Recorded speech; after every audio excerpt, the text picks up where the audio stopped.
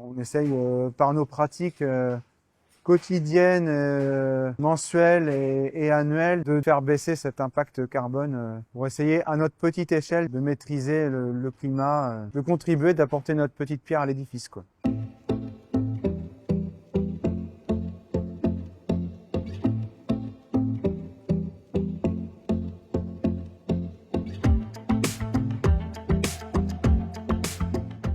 Bonjour à tous, Moïse Bayache, avec les Grandes Mares à Perrier dans la Manche. On est 2 associés, 2 salariés, on exploite 160 hectares de SAU et on a 200 vaches laitières à la traite en système robotisé zéro pâturage. Donc la ration distribuée à l'auge aux vaches laitières, c'est à base de 70% de maïs fourrage, à peu près 30% d'ensilage d'herbe, récolté en première coupe au printemps pour maximiser l'azote dans la ration. On a un correcteur azoté également, un tourteau de colza.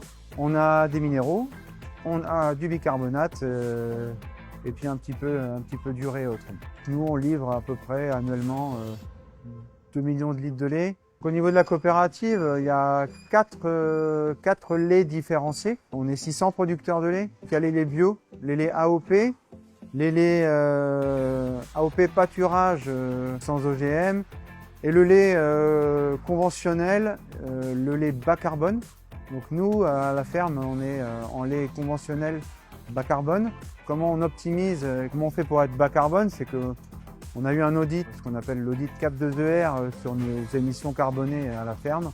Aujourd'hui, on se situe à peu près à 0,85, 0,90 kg de CO2 produit par litre de lait.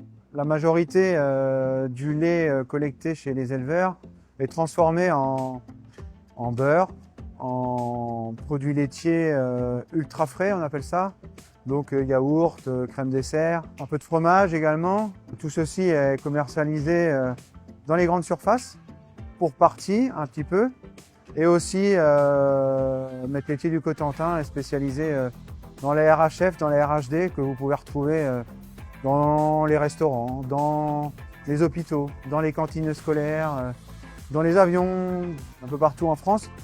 Principalement en France et aussi un peu à l'export aussi, en Pays-Bas, Belgique.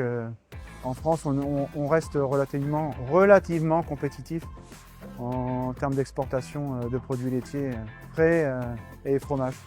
Aujourd'hui, c'est un enjeu des émissions carbonées dans la filière laitière en général. Donc on part de l'exploitation, on part des terres de l'exploitation, de ce qui est produit sur la terre de l'exploitation. On part des vaches, parce que les vaches, c'est à peu près la moitié des émissions carbonées d'une exploitation agricole. À peu près 0,5 kg de CO2. C'est le rumen en fait, les rots, les pets des vaches, quoi. Et donc c'est un enjeu important aujourd'hui pour la pérennité de la production laitière en France, quoi. Il faut absolument être le plus performant possible dans la filière, et puis après dans l'industrie, dans la transformation, dans l'industrie agroalimentaire et dans la commercialisation, tout ce qui est transport routier également, des produits frais. Tout ça, c'est comptabilisé et tout ça, il faut être le mieux possible, quoi, pour demain, être le plus durable possible. Le métier de producteur laitier, c'est un métier contraignant. Il y a beaucoup de métiers contraignants, mais aujourd'hui, nous, c'est quand même du vivant. On travaille avec du vivant, on travaille 24/24. On ne travaille pas toutes les nuits, hein, c'est pas ça, mais c'est quand même un métier contraignant au quotidien, 365 jours par an.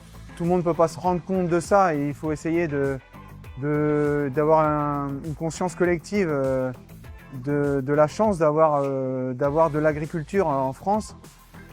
Et une des manières pour la population française de nous soutenir, c'est d'essayer de manger français, quoi, d'essayer de manger des produits laitiers français au maximum pour pouvoir maintenir sur nos territoires et l'entretien du territoire par les vaches, par les agriculteurs aussi, un territoire vivant, vivable, respirable et manger français, quoi.